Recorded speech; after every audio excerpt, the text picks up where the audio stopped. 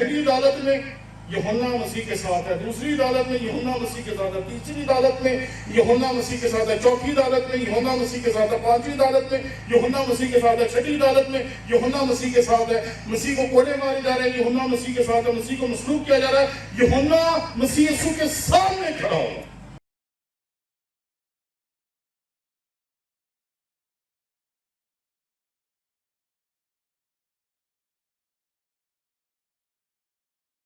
کا عقیدہ صرف الفاظ نہیں ہے جس کو ہم لوگ پڑھتے ہیں، محض یہ ایک تحریر نہیں ہے جس کو ہم پڑھتے ہیں، بلکہ یہ ایک داستان ہے جو بہت قدیم دور سے شروع ہوئی اور آج سے 2000 سال پہلے اس داستان کی تکمیل ہوئی۔ وہ جو آدم کو پکارتا تھا کہ اے آدم تو کہاں ہے، جب آدم اپنے آپ کو اس کی رفاقت سے دور رکھنے لگا، جب وہ گناہ میں گر گیا اور اس قابل نہ رہا کہ اس کی رفاقت میں رہ سکے، تو پھر انسان کو اپنی رفاقت میں واپس لے جانے کے لیے جو تردد خدا نے کیا، جو کچھ خدا نے کیا، اس کی داستان ہے یہ کتاب مقدس اور ہمارا مسیحی ایمان، کہ خدا نے کیا کیا کچھ کیا میرے لیے اور آپ کے لیے۔ صرف یہ اقرار الایمان جسے ہم کہتے ہیں، جسے بعض چرچز میں پڑھا جاتا ہے، بعض چرچز میں نہیں پڑھا جاتا، صرف یہی ہمارا ایمان نہیں ہے، ایک داستان ہے جس میں خدا نے اپنے آپ کو اس کائنات کے لوگوں کے ساتھ، انسانوں کے ساتھ، آدم کی اولاد کے ساتھ متعارف کروانے کے لیے بہت سے طریقے استعمال کیے۔ اس نے یہ خوبصورت کائنات بخشی۔ جب آپ اس کی خوبصورتی کو دیکھتے ہیں، جب آپ پرندوں کو دیکھتے ہیں، جب آپ فرق چیزوں کو دیکھتے ہیں تو آپ حیران رہ جاتے ہیں۔ میں کئی مرتبہ جب پھولوں کو دیکھتا ہوں تو ایک پھول کی بناوٹ دوسرے پھول سے ملتی جلتی لگتی ضرور ہے، لیکن ہوتی ایک دوسرے سے فرق ہے۔ اگر آپ غور سے دیکھیں تو آپ کو پتا چلے گا کہ ایک درخت پہ لگنے والے پتوں کی بناوٹ ایک دوسرے سے کہیں نہ کہیں مختلف ہوتی ہے۔ پتے کی کتنی عمر ہوتی ہے، پھول کی کتنی عمر ہوتی ہے، لیکن آپ کا خالق جو ہے اس نے اس کو ایسا ہی بنایا ہے۔ بہت سارے جاندار ہیں جن کی جسم کی دھاریاں ایک دوسرے سے فرق ہیں، چیتا لے لیں، زیبرا لے لیں، اس طرح کے اور جاندار لے لیں، جب آپ ان کو دیکھتے ہیں تو ہر جانور دوسرے جانور سے فرق، ہر جانور کی بناوٹ دوسرے جانور سے فرق، ہر پھل کی بناوٹ دوسرے پھل سے تھوڑی بہت مختلف ہی آپ کو ملے گی۔ اور جب ہم ان ساری چیزوں کا مطالعہ کرتے ہیں تو ہم محض اس نتیجے پر پہنچتے ہیں کہ ان چیزوں کو بنانے والا کتنا عجیب ہوگا۔ دنیا میں کم و بیش 7 ارب سے زیادہ لوگ ہیں، اور 7 ارب سے زیادہ لوگ جو ہیں ان سب کے جو انگلیوں کے نشان ہیں وہ بالکل ایک دوسرے سے فرق ہے۔ یہ عجیب بات ہے۔ اور اگر آپ اس سے بھی آگے جائیں تو ہماری آنکھوں کے اندر جو ریگالیوں کی بناوٹ ہے، جب آپ ایئرپورٹ پہ جاتے ہیں باہر کے ملکوں میں جانے کے لیے تو وہ آپ کے انگلیوں کے نشان کے ساتھ ساتھ آپ کی آنکھوں کی بناوٹ کو بھی چیک کرتے ہیں۔ اور یقین مانے دنیا میں 7.5 ارب یا 7.25 ارب لوگوں میں سے ہر ایک کی انگلیوں کے نشان فرق، ہر ایک کی آنکھوں کے نشان فرق۔ اتنی بڑی ڈیٹا بیس ہوگی اس کی، اسے ہر ایک شخص دوسرے شخص سے فرق اور منفرد یاد ہے۔ اسے پتا ہے کہ یہ کون ہے اور وہ کون ہے، اور وہ ہمیں فردن جانتا ہے۔ آج دوپہر میں آپ کے ساتھ بات کر رہا تھا اور ہم دیکھ رہے تھے کہ اس نے ہماری صورت اپنی ہتھیلیوں پر کھود رکھی۔ تو ہم جب اس کائنات کو دیکھتے ہیں، اس کی خوبصورتی کو دیکھتے ہیں، اس کے پھولوں کو دیکھتے ہیں، اس کے پہاڑوں کو دیکھتے ہیں، ان ساری چیزوں کو دیکھتے ہیں، تو ہم دیکھتے ہیں کہ ہمارا جو خالق ہے وہ کیسا ہو، اور ہم اس کے بارے میں قیاس لگاتے ہیں کچھ کہتے ہیں ایسا ہوگا، کچھ کہتے ہیں ویسا ہوگا، اور اس کائنات میں جس نے جو سمجھا جیسا پایا ویسا ہی اس نے اپنے لیے خدا بنا لیا۔ اور ایک نے کہا شاید خدا ایسا ہے، کسی نے کہا ویسا ہے۔ اسی لیے جب آپ اس دنیا میں جاتے ہیں تو آپ کو خدا کی ہزاروں شبیہیں، ہزاروں تصورات اور ہزاروں سوچیں نظر آتی ہیں کہ شاید خدا ایسا ہے، شاید خدا ویسا ہے۔ کیونکہ بنائی ہوئی چیز یہ تو بتا سکتی ہے کہ اسے کسی نے بنایا ہے، لیکن بنانے والے کے بارے میں اس سے زیادہ بنائی ہوئی چیز یا تخلیق بتا نہیں سکتے۔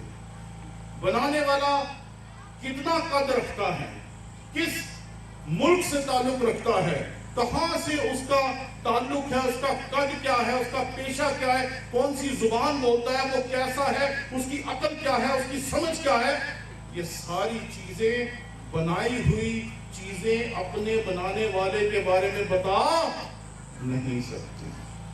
آپ ایک موبائل فون خریدتے ہیں، اگر آپ کے پاس پیسے ہیں تو آپ اچھا والا خریدیں گے جو جاپانی ہوگا یا امریکہ کا ہوگا، اگر سستا خریدیں گے تو چائنا کا ہوگا، لیکن اس کو بھی دیکھ کر آپ یہ نہیں بتا سکتے کہ اس کو کسی چائنا والے نے بنایا ہے، کہ پاکستان والے نے بنایا ہے، کہ افریقہ والے نے بنایا ہے، کہ کس نے بنایا ہے۔ تو جب آپ ان چھوٹی چھوٹی چیزوں کو دیکھ کر یہ نہیں بتا سکتے کہ ان کا بنانے والا کیسا ہوگا، تو پھر آپ اس پوری کائنات کو دیکھ کر یہ کیسے بتا سکتے ہیں کہ خدا کیسا ہوگا۔ یہ کمی تھی، یہ خامی تھی۔ جب آدم خدا کے حضور سے نکلا تو تب تک وہ صرف خدا کو اپنے دوست کے طور پر جانتا تھا جس سے وہ رفاقت کرتا تھا، اور اس کے بعد اس کی اولاد اس تردد میں لگ گئی، اس کوشش میں لگ گئی کہ خدا کو جان سکے، سمجھ سکے اور پہچان سکے۔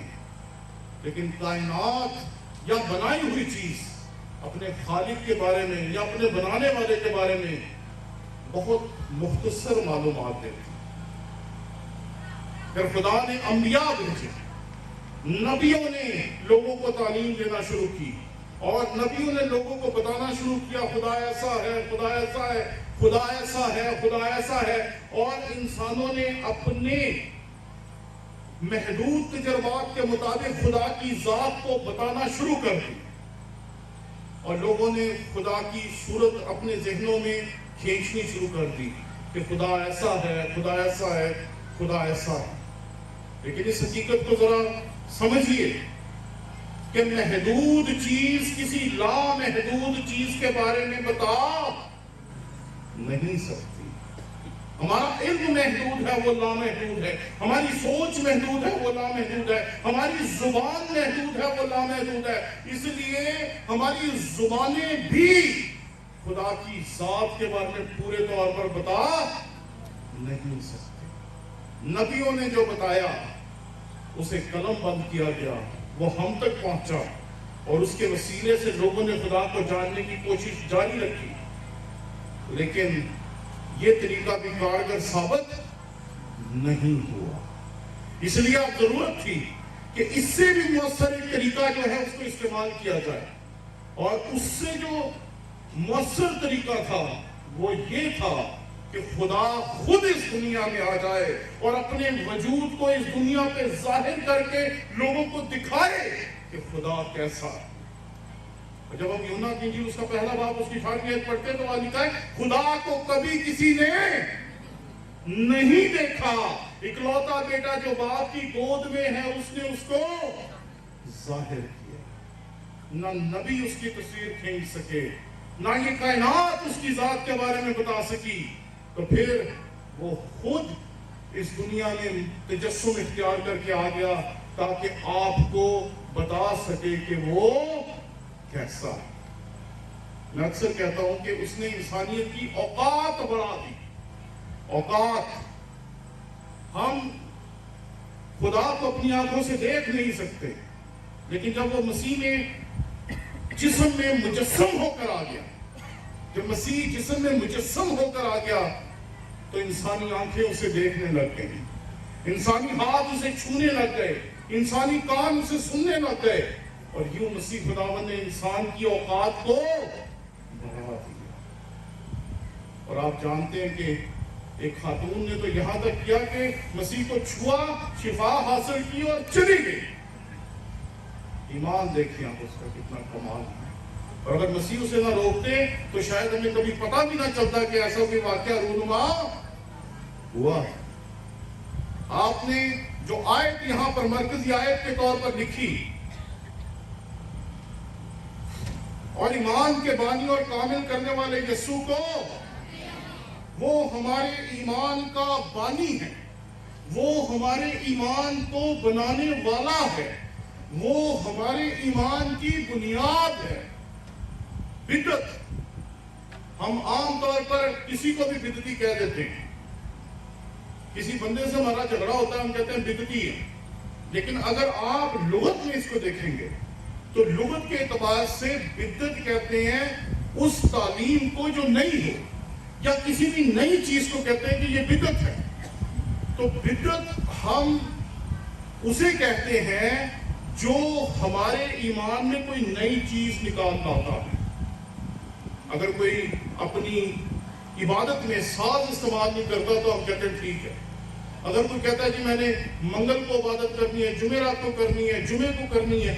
آپ جانتے ہیں کہ ہمارے پاکستان میں بہت سارے علاقے ہیں جہاں اتوار کے بجائے جمعے کے دن چھٹی ہوتی ہے, اور وہاں چرچز میں عبادات جمعے کے دن ہوتی ہے, اور ہمیں اس سے کوئی اختلاف نہیں.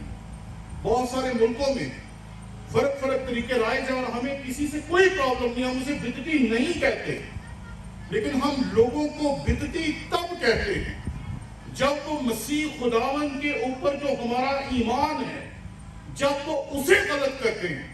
جب وہ کہتے ہیں مسیح یسوع خدا کا بیٹا نہیں, تو پھر ہم کہتے ہیں کہ یہ بدعتی ہے. جب وہ کہتے ہیں کہ مسیح یسوع خدا نہیں ہے, پھر ہم کہتے ہیں کہ یہ بدعتی ہے.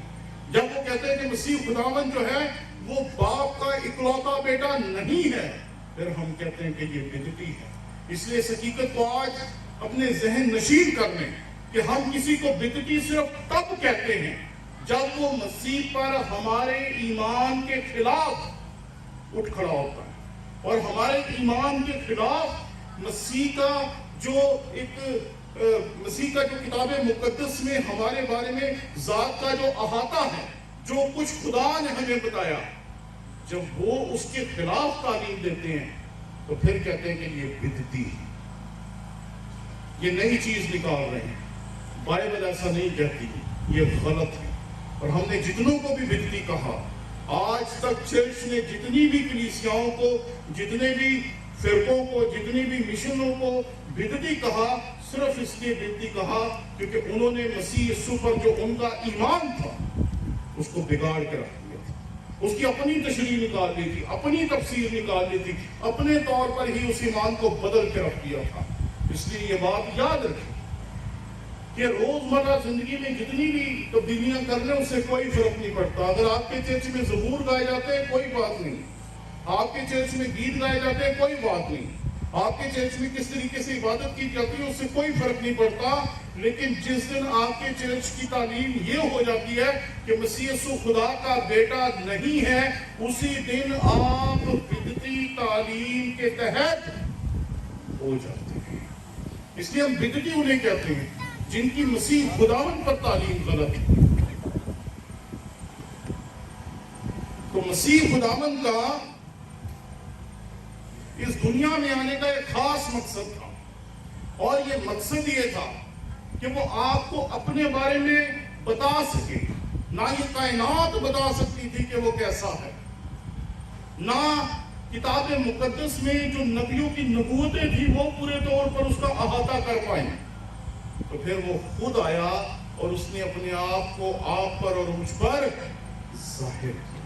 اس لیے ہم کہتے ہیں کہ وہ ایمان کا بانی ہے, ہمارے ایمان کو بنانے والا ہے. آپ جب بھی رسولوں کا عقیدہ پڑھتے ہیں, اپنے ایمان کا اقرار کرتے ہیں, تو آپ کہاں سے شروع کرتے ہیں؟ میں ایمان رکھتا ہوں خدا باپ پر.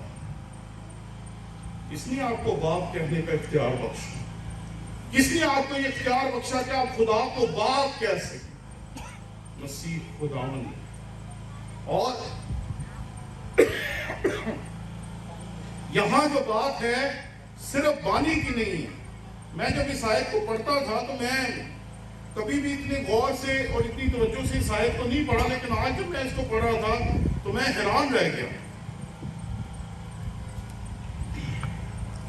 کیونکہ یہاں پر لکھا ہے ایمان کے بانی اور کامل کرنے والے یسوع کو تکتے رہیں. مسیح یسوع نے نہ صرف ہمارے ایمان کو بنایا ہے، ہمارے ایمان کی بنیاد صرف الفاظ نہیں ہے، بلکہ ہمارے ایمان کی بنیاد مسیح خداوند ہے. اور یہاں پر لکھا ہے کہ وہ نہ صرف ہمارے ایمان کو بنانے والا ہے، بلکہ یہاں لکھا ہے ایمان کے بانی اور کامل کرنے والے. میں سمجھتا تھا کہ کامل وہ انسانوں کو کرتا ہے، لیکن آج میں جب اس آیت کو غور سے پڑھا تھا تو پتا چلا کہ یہ ایمان کی بات ہو رہی ہے کہ اس نے نہ صرف ہمارے ایمان کو بنایا، نہ صرف ہمارا ایمان جو ہے اس کے اوپر ٹھہرا ہوا ہے، ٹکا ہوا ہے، بلکہ وہ ہمارے ایمان کو کامل کرنے والا بھی ہے. یہاں ہمیں کامل کرنے کا تذکرہ نہیں ہے اس آیت میں، یہاں ایمان کو کامل کرنے کا تذکرہ ہے. اور ایمان کو کامل کرنے کا جو تذکرہ کیا، اس کے لیے جو لفظ استعمال کیا وہ بڑا خوبصورت ہے. جب ہم لفظ کامل استعمال کرتے ہیں تو ہم سمجھتے ہیں کہ کامل ایسا ہونا چاہیے جس میں کوئی خامی نہ ہو، جس میں کوئی کمی نہ ہو، جس میں کوئی کمزوری نہ ہو. لیکن جب آپ کسی یہودی سے اس لفظ کی تشریح پوچھیں گے تو وہ کہے گا کہ اس کا مطلب کچھ اور ہے. یہودیوں کے نزدیک کامل کی تشریح یہ ہے کہ جس چیز کو، جس کام کو کرنے کے لیے بنایا گیا، جس وقت وہ چیز وہ کام کر لیتی ہے، وہ چیز کامل ہو جاتی ہے. اس مائک کو اس لیے بنایا گیا کہ یہ میری آواز آپ تک پہنچا سکے. اس لیے ایک یہودی تصور کے مطابق ہم کہہ سکتے ہیں کہ یہ مائک کامل ہے. اس جنریٹر کا کام ہے کہ ہمیں بجلی فراہم کر سکے. جب یہ بجلی فراہم کر رہا ہے تو ہم ایک یہودی تصور کے مطابق اس کو کامل کہہ سکتے ہیں، کیونکہ کامل کا مطلب ہوتا ہے اپنے مقصد کو پورا کر دینا. اسی خداوند نے جب ہمارے ایمان کی بنیاد رکھی تو اس نے اس کی تکمیل بھی کی. ایمان کے مقصد کو اس نے پورا کر کے دکھایا. اس کے اس دنیا میں آنے کا مقصد صرف اپنے ساتھ متعارف کرانا نہیں تھا، بلکہ اسے ہمیں وہ بتانا تھا جو اس دنیا میں کوئی اور نہ بتا سکا، نہ بتا سکے گا. اور وہ یہ تھا کہ وہ اپنے ایمان کو اس دنیا میں ثابت کر کے گیا. اس نے کہا کہ جہاں میں ہوں وہاں تم بھی ہوگے. اس نے کہا کہ میں تیسرے دن مردوں میں سے جی اٹھوں گا، اور اس نے یہ مردوں میں سے زندہ ہو کر ہمیں ثابت کر کے دکھایا. دنیا میں ہزاروں لوگ ہیں، لاکھوں لوگ ہیں جنہوں نے یہ دعویٰ کیا کہ ہم مر جائیں گے پھر زندہ ہو جائیں گے، مر جائیں گے زندہ ہو جائیں گے. آج بھی ان کے ماننے والے انتظار کر رہے ہیں. کسی نے اپنے ماننے والے کو فریج میں لگا کے رکھا ہوا ہے، کسی نے اسے مینار میں لگا کے رکھا ہوا ہے، کئیوں نے کئی سنبھال کے رکھا ہوا ہے، کئیوں نے کئی سنبھال کے رکھا ہے، اور وہ انتظار کر رہے ہیں کہ کب زندہ ہوگا ہمیں بھی زندہ کرے گا، کب زندہ ہوگا ہمیں بھی زندہ کرے گا. ہزاروں لاکھوں لوگ ان پر ایمان رکھ کے مرتے گئے اور آج بھی مر رہے ہیں. لیکن ایک ہی اس دنیا میں شخص ہے جس نے 2000 سال پہلے کہا تھا کہ میں تیسرے دن مردوں میں سے جی اٹھوں گا، اور وہ تیسرے دن مردوں میں سے جی اٹھا. اس نے جو کچھ کہا اس کی تکمیل کر دی. اس نے جو کچھ کہا اسے پورا کر دیا. اس نے جو کچھ کہا اسے ثابت کر دیا. اس نے جو کچھ کہا وہ کر کے دکھایا. اس نے باتیں نہیں کی، اس نے آپ کو عملاً کر کے دکھایا. اس نے یہ نہیں کہا کہ آپ جان دے دو میں آپ کو زندہ کر دوں گا. اس نے سب سے پہلے خود جان دی. اس لیے ہم اسے مردوں میں سے زندہ ہونے والوں میں سے پہلوٹا کہتے ہیں کہ وہ مردوں میں سے زندہ ہونے والوں میں پہلوٹا ہے. سب سے پہلے وہ مردوں میں سے زندہ ہوا، اور یوں اس نے ہمارے ایمان کی تکمیل کر دی. وہ ہمارے ایمان کا بانی ہے اور کامل کرنے والا ہے. اور یہاں پر لکھا ہے ایمان کے بانی اور کامل کرنے والے یسوع کو تکتے رہیں. یہ جو دنیا ہے نا، اس میں ہماری نظریں ادھر ادھر ہو جاتی ہیں. ہم کہیں جا رہے ہوتے ہیں, رستے میں ہمیں کوئی اور مل جاتا ہے, ہم اس کے ساتھ چل پڑتے ہیں. ہم اچھی خاصی محنت کر رہے ہوتے ہیں کسی کام کو کرنے کے لیے, اچانک ہمیں کسی کا فون آ جاتا ہے, ہم سارے کام چھوڑ کر اس سے باتیں کرنا شروع کر دیتے ہیں. ڈی ٹریک ہو جاتے ہیں, اپنے ٹریک سے اتر جاتے ہیں. جس ٹریک پہ چل رہے ہوتے ہیں اس ٹریک کو چھوڑ کر کسی اور طرف چل پڑتے ہیں. جس ٹریک پہ ہمیں چلنا ہوتا ہے وہ ٹریک ہی ہمیں بھول جاتا ہے کہ یہ بھی ہمیں کرنا تھا. لیکن یہ بات یاد رکھیں کہ اگر آپ کو کوئی بہت ہی اہم ٹیلی فون آئے اور آپ نے وہ بات سننی ہے جو اس فون پہ کی جا رہی ہے, تو ہزاروں لوگوں کی آوازیں جو آپ کے ارد گرد سڑک پہ بازاروں میں بول رہے ہوتے ہیں, آپ کو کسی کی آواز سنائی نہیں دیتی. آپ کان کے ساتھ جوڑ کر اسے کہتے ہیں ہاں کیا ہوا, اچھا یہ ہوا, آپ کو لوگوں کی آواز ہی نہیں سنائی دے رہی. پچھلے دنوں ہم لوگ سڑک پہ جا رہے تھے تو ایک بندہ بڑے مزے سے ہماری گاڑی کے سامنے موبائل لگا کے جا رہا تھا. تو ہم نے کہا اس کو تھوڑا ہارن وغیرہ مارو تاکہ اسے پتا چلے پیچھے گاڑی آ رہی ہے. آپ یقین مانیں کہ وہ اس فون کو سننے میں اتنا محب تھا, اسے ہماری گاڑی کا ہارن ہی نہیں سنائی دی. ہم ہارن دے رہے ہیں, بولا ہوا اچھا اچھا اچھا اچھا, ہم ہارن دے رہے ہیں, اسے پتہ ہی کچھ. اس کی ساری توجہ ایک طرف, ساری توجہ ایک ہی طرف مرکوز کر کے بیٹھا ہوا ہے. وہ نہ اس کو دیکھ رہا ہے لوگ کیا کہیں گے, نہ اس کو دیکھ رہا ہے کہ معاشرہ کیا کہے گا, نہ ادھر دیکھ رہا ہے وہ کیا کر رہے ہیں, وہ کسی طرف بھی نہیں دیکھ رہا, وہ صرف فون میں لگا ہوا. توجہ کو ایک جگہ پر مرکوز کرنا بہت ضروری ہے. اور آگے اگر دیکھیں تو آیت بہت خوبصورت ہے. یہاں پر لکھا ہے جس نے اس خوشی کے لیے جو اس کی نظروں کے سامنے تھی شرمندگی کی پرواہ نہ کر کے صلیب کا دکھ سہا اور خدا کے تخت کی دائیں طرف. اچھا اسے جب کوڑے مار رہے تھے نا تو اسے کوڑے محسوس نہیں ہو رہے تھے, اس کو آپ کی اور میری نجات دکھائی دے رہی تھی. اس کو جب وہ کپڑے اس کے اٹھاڑ رہے تھے تو اس کو ذلت محسوس نہیں تھی ہو رہی, اس کو آپ کی اور میری عزت محسوس ہو رہی تھی جو آج ہم نے حاصل کی ہے. جب وہ اس کے ہاتھوں میں کیل ٹھوک رہے تھے تو اسے وہ درد سے زیادہ اس درد کا احساس ہوگا جس کا انتظام کیا اس نے مار کھا کر, کوڑے کھا کر, اپنے ہاتھوں میں کیل ٹھکوا کر کہ ہماری بیماریوں, تکلیفوں اور ہمارے تمام بندھنوں سے ہمیں آزاد کر سکے. وہ اسے باندھ رہے تھے, اسے آپ کی اور میری آزادی دکھائی دے رہی تھی. اس کو پتا تھا کہ یہ سب کچھ ہونا ہے اور وہ ہماری خاطر سب کچھ برداشت کر رہا تھا. آپ دیکھیں اس کی توجہ کس طرف تھی. اس کی توجہ ادھر ادھر نہیں تھی ہو رہی. اس کے دوست بھی اس کا مذاق اڑا رہے تھے, اس کے رشتہ دار بھی اس کا مذاق اڑا رہے تھے, سب اس کا مذاق بنا رہے تھے, لیکن وہ اپنے کام پہ لگا ہوا. اس کے ساتھ ہی اس کو چھوڑ کے چلے گئے. ایک نے بیچ دیا, دوسرے نے انکار کر دیا, باقی 9 بھاگ گئے, لیکن ایک نہیں تھا. ایک نہیں تھا. وہ کیوں نہیں بھاگا؟ آخر تک کھڑا. اسے کہتے ہوں گے مار دیں گے, کہ مار دو, لیکن مسلوب کر دیں گے جیسے اسے مسلوب کر رہے ہیں, انہیں کیا کر دے. اور یہاں پر میں ان عورتوں کا بھی ذکر کرنا چاہتا ہوں, صلیب کے سامنے کھڑی ہیں, مسیح کو کوڑے مارے جا رہے ہیں, اس کے کپڑے پھاڑے جا رہے ہیں, اس کے 9 شاگرد بھاگ گئے ہیں. اور کسی مصنف نے لکھا وہ اپنے وہ پنجابی جی کہتے پنڈا میں دوڑ گئے, کیا کہ پھڑیا گئے نے تو مر جانا, انہیں کتوں سانو رسول بنانے, انہیں کتنے سانو تخت دینے. بھاگ گئے, 9 بھاگ گئے.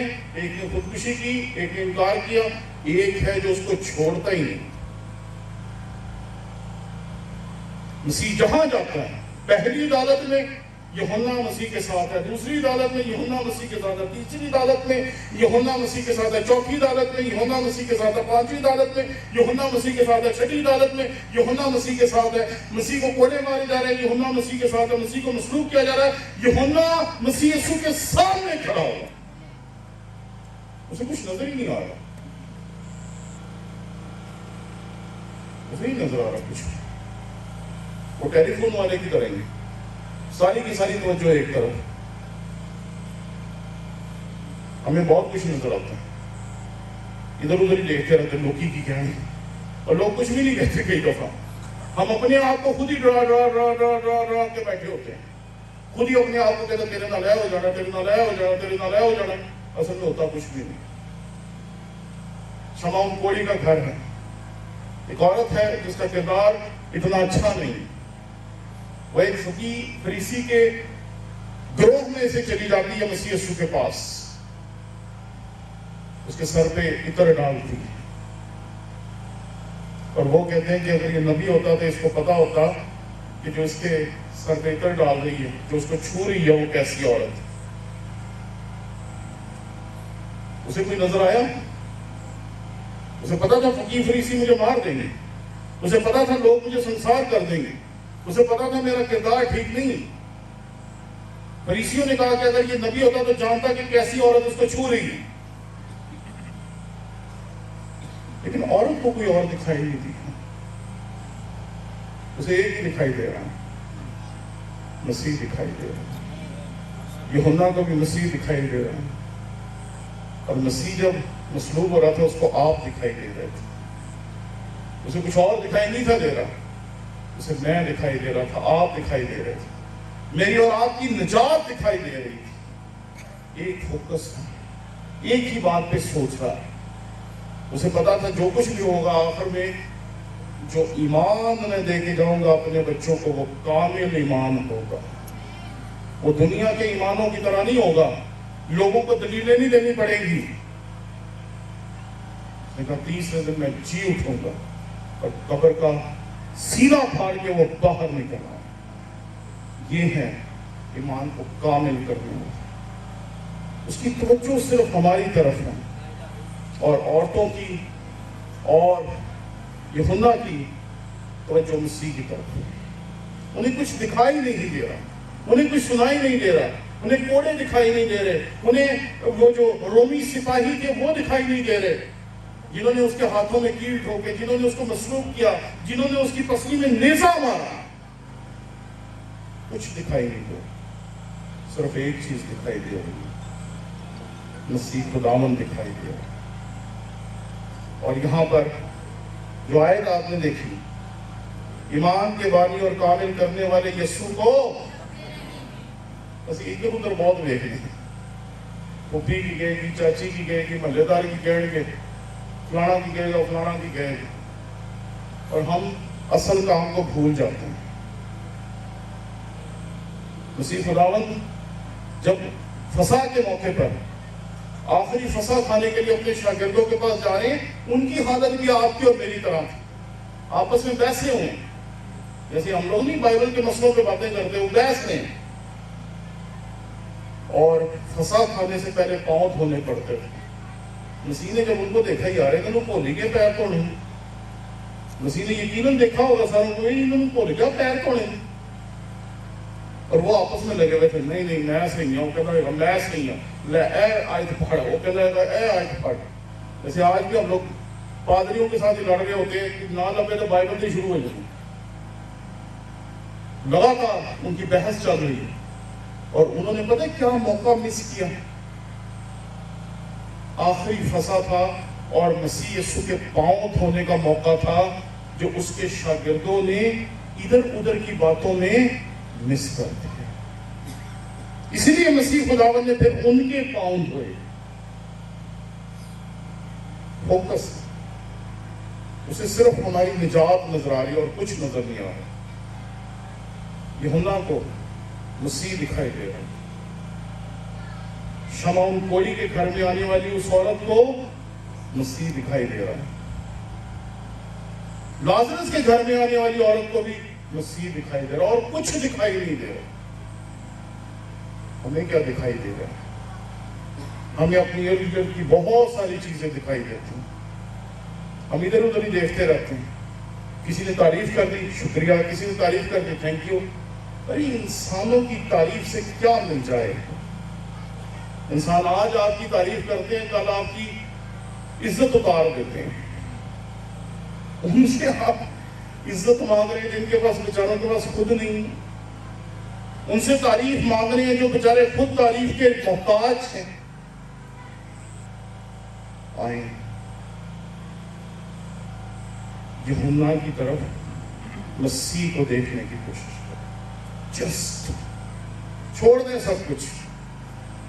یہ گیت گاتے ہیں نا، جند لائی یسوع نے نامے اسی نے کچھ لگا دیں، اس کے نام لگا دیں۔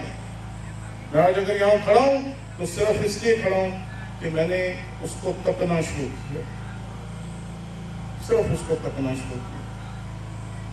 کئی دفعہ ہم لوگوں کو سمجھ نہیں آتے، لوگ مجھے سمجھ نہیں آتے، لیکن ایک چیز ضرور سمجھ آتی ہے کہ اس نے جو خدمت دی ہے وہ خدمت ہم نے کرنی ہے، کیسے کرنی ہے، کب کرنی ہے، کیوں کرنی ہے، یہ وہ بتاتا ہے، اور ہم اس کی خدمت کرتے جاتے ہیں، کرتے جاتے ہیں، کرتے جاتے ہیں۔ صرف اس کو دیکھیں، اپنی دکھوں کو، اپنی تکلیفوں کو، اپنی مجبوریوں کو، اپنے رونوں کو ایک طرف کر دیں، اسے دیکھنا شروع کریں، اور پھر وہ آپ کی زندگی میں سب کچھ بخشے گا۔ میرے پاس آج جو کچھ ہے، اولاد، روپیہ، پیسہ، عزت، دولت، شہرت، اس میں سے کچھ بھی میرا نہیں، یہ سب کچھ اس نے دیا، اور آپ جیسے بہنوں اور بھائیوں کی دعاؤں کی وجہ سے دیا۔